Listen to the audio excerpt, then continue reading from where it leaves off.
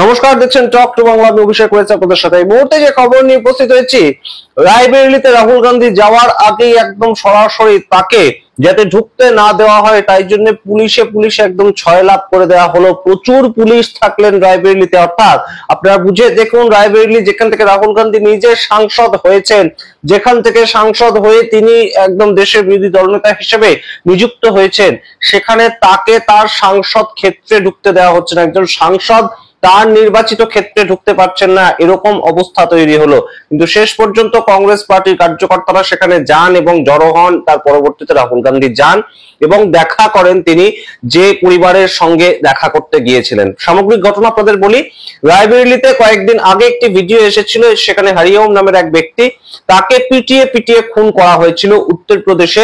যোগী আদিত্যনাথের সমর্থক হিসেবে যারা ভিডিওতে এসেছিলেন তারা বলছিলেন নিজেরা যে আমরা বাবার সমর্থক, এবং রাহুল গান্ধীর নাম নিয়ে এখানে কোনো লাভ হবে না। কেন বলছিলেন?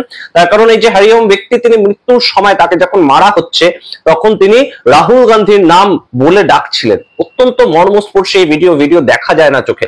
সেই জায়গা থেকেই রাহুল গান্ধী তখন বিদেশ সফরে ছিলেন, তিনি এখন ফিরে এসেছেন দেশে এবং তিনি গিয়ে দেখা করেন আজকে সেই দলিত পরিবারের সঙ্গে। কিন্তু সকালবেলা থেকেই পুলিশে ছয় লাভ করে দেওয়া হয়। এবং শুধু তাই নয়, রাহুল গান্ধী যাওয়ার আগেই হঠাৎ করে সেই পরিবারের পক্ষ থেকে একটা স্টেটমেন্ট আসে এবং সেগুলো সামগ্রিকভাবে মিডিয়াতে চালানো হয় যে সেই পরিবারের সদস্যরা, হরিয়ামের যে পরিবারের সদস্যরা, তারা রাহুল গান্ধীর সঙ্গে দেখা করতে চাইছেন না। কিন্তু শেষ পর্যন্ত সামগ্রিকভাবে পুলিশি তৎপরতায় সামগ্রিক জায়গাটাকে ঢেকে ফেলা হলেও রাহুল গান্ধী গিয়ে দেখা করেন পরিবারের সঙ্গে এবং পরিবার শেষ পর্যন্ত জানায় যে তারা সন্তুষ্ট রাহুল গান্ধীর সঙ্গে দেখা করার পর, এবং তারা এই আশা রাখছে যে রাহুল গান্ধী তাদের ন্যায় বিচার দেবেন।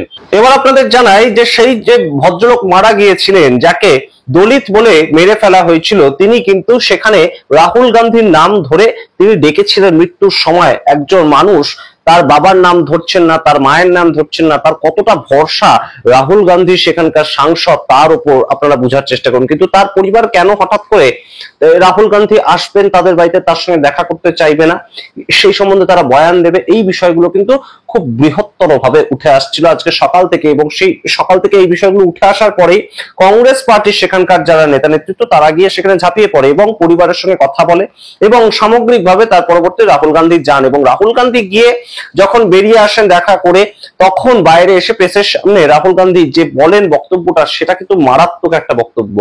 তিনি বলেন যে পরিবার যেহেতু দলিত সম্প্রদায়ের এবং তার সঙ্গে তাদের পয়সা কম, আর্থিক জোর কম, তাদেরকে এসে তাই জন্য সকালবেলা ভয় দেখানো হয়েছে। আগের দিন রাত্রিবেলা থেকে এসে সেখানকার লোকাল বিজেপির নেতারা এসে ভয় দেখিয়েছেন এবং তাদেরকে বয়ান দিতে বাধ্য করিয়েছেন যে রাহুল গান্ধীর সঙ্গে আমরা দেখা করতে ইচ্ছুক নই।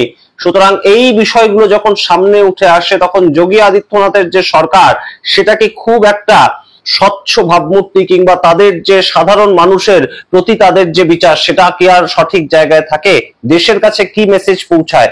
একজন দলিত মানুষ, তাকে মেরে ফেলা হয়েছে, এরকম একটা ট্রমাটিক ভিডিও সামনে উঠে আসার পরেও কিভাবে দলিত একজন সম্প্রদায়ভুক্ত তার যে পরিবার, তাদেরকে ভয় দেখানো হয়, এই প্রশ্ন তুলছেন রাহুল গান্ধী। রাহুল গান্ধী বলছেন যে সংখ্যালঘু এবং তার সঙ্গে দলিতরা কিন্তু আজকে এই সামগ্রিক সমাজে বিভিন্ন জায়গায় কিন্তু বেশ খানিকটা লাঞ্ছিত হচ্ছেন, এবং সেটা শুধু যাদের পিছিয়ে পড়া, যাদের একদম টাকা কম, তারা যে হচ্ছেন তাই নয়।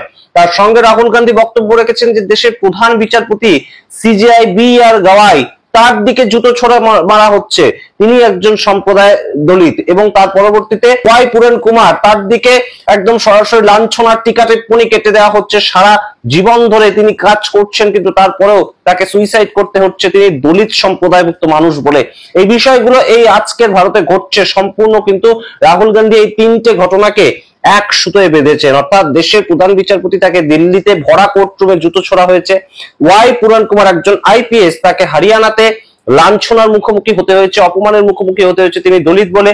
আর এই হরিওম বাল্মীকি, তাকে একজন দলিত সমাজের মানুষ হিসাবে তাকে পিটিয়ে মব লিঞ্চিং এর মাধ্যমে মেরে ফেলা হয়েছে। সুতরাং এই যে বিষয়গুলো রাহুল গান্ধী তুলে আনছেন, এগুলো কিন্তু অবশ্যই বিশেষজ্ঞরা মনে করছেন যে বিহার ভোটে একটা বড়সড় প্রভাব ফেলতে পারে।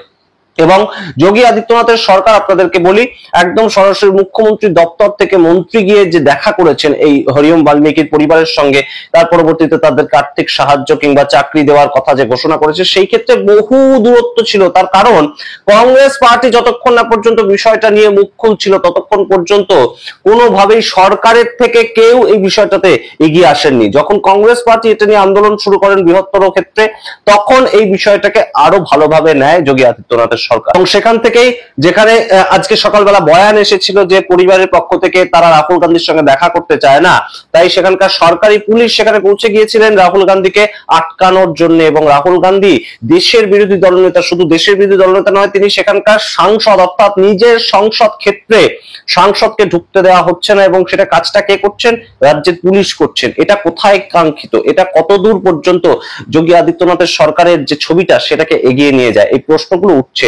এবং তার সঙ্গে গুরুত্বপূর্ণ যেটা ফ্যাক্টর কাজ করছে এখানে, যে রাহুল গান্ধী একবার গিয়ে যদি দেখা করেন হরিওম বাল্মীকির পরিবারের সঙ্গে, সেখানে যদি সম্পূর্ণভাবে বিজেপি কিচ্ছু না করতো, একজন মানুষ রাহুল গান্ধীর নাম নিয়ে মারা গেছেন, দেশের নেতা হিসেবে তিনি তাদের বাড়িতে দেখা করতে যাচ্ছে, তাতে কি অসুবিধা হতো?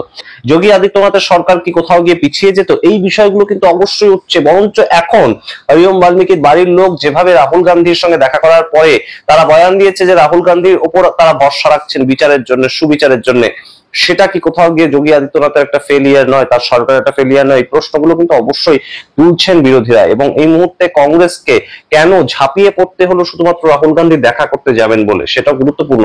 অন্যদিকে আপনাদেরকে মনে করিয়ে দিই যে ওয়াই পুরন কুমার, তিনি সুইসাইড করলেন, একজন আইপিএস, কিন্তু তার পরিবারকে 7 দিন অপেক্ষা করতে হয়েছিল হরিয়ানাতে তার মরদেহটাকে শেষকৃত্য করানোর জন্য। অর্থাৎ 7 দিন তার মরদেহ শুধুমাত্র রেখে দিতে হয়েছিল, যে সরকারের তরফ থেকে কোনোভাবেই এই ধরনের কোনো আশ্বাস আসছিল না যে যাদের কথা লেখা আছে সুইসাইড নোটে তাদেরকে গ্রেপ্তার করা হবে কিংবা তাদের পক্ষ একদম বিরোধিতা করা হবে, তাদের সম্পূর্ণ শাস্তির মুখোমুখি করতে হবে এবং তাদের বিরুদ্ধে তদন্ত হবে, এরকম কোনো আশ্বাস সরকারের পক্ষ থেকে আসছিল না।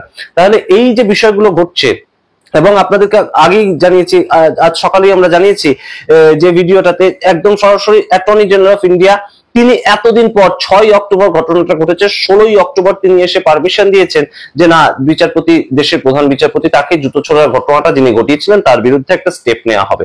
তুষার মেহতা গতকাল এই ঘোষণা করেছেন। কিন্তু এত দেরি হচ্ছে কেন? প্রত্যেকটা বিষয়তেই যেখানে দলিত আক্রমণ করা হচ্ছে, সেখানে নরেন্দ্র মোদীর সরকার কিংবা ডবল ইঞ্জিন সরকার, তারা এতটা দেরি করছে কেন? অ্যাটর্নি জেনারেল অফ ইন্ডিয়া, তার কাছে তো সিজিআই কে যেদিন জুতো ছোড়া হলো তার একদিন পরেই তার কাছে একদম অভিযোগ জমা পড়েছিল, তাহলে তার পরবর্তীতে তিনি ব্যবস্থা নিলেন না কেন? কিংবা অভিযোগ জমা পড়ার একদিন দুদিনের মধ্যে ব্যবস্থা নিলেন না কেন? সেই প্রশ্ন উঠছে। ঠিক অন্যদিকে ওয়াই পুরন কুমার যখন মারা গেলেন, তারপর 7 দিন তার মরদেহ রেখে দিতে হলো কেন? এই প্রশ্ন উঠছে। এবং তার সঙ্গে এই হরিওম বাল্মীকি, তার যে পরিবার, তার সঙ্গে যোগাযোগ করতে রাজ্য সরকারের তরফ থেকে এতটা দেরি হলো কেন? এই প্রশ্নগুলো উঠছে অবশ্যই। এবং তার সঙ্গে রাহুল গান্ধী যে বক্তব্যটা রেখেছেন, যে স্বাভাবিকভাবেই সারা দেশের দলিতদের একটা ছবি কিন্তু এই 3টে ঘটনার মাধ্যমে উঠে আসে। সারা দেশে দলিতরা কিরকম ভাবে আছে, সংখ্যালঘুরা কিরকম ভাবে আছে, কোথাও তারা অত্যাচারের মাধ্যমে আছে কিনা, লাঞ্ছনার মাধ্যমে দিন গুজরান করছে কিনা তারা, এই প্রশ্নগুলো কিন্তু থেকেই যায়। সামগ্রিক প্রতিবেদনের ভিত্তিতে আপনাদের মতামত অবশ্যই কমেন্ট বক্সে কমেন্ট করুন। দেখতে থাকুন টক টু বাংলা। অবশ্যই টক টু বাংলার প্রত্যেকটি ভিডিও লাইক করুন, কমেন্ট করুন এবং শেয়ার করুন, এবং তার সঙ্গে অবশ্যই টক টু বাংলা ইউটিউব চ্যানেলকে সাবস্ক্রাইব করে দিন। ধন্যবাদ।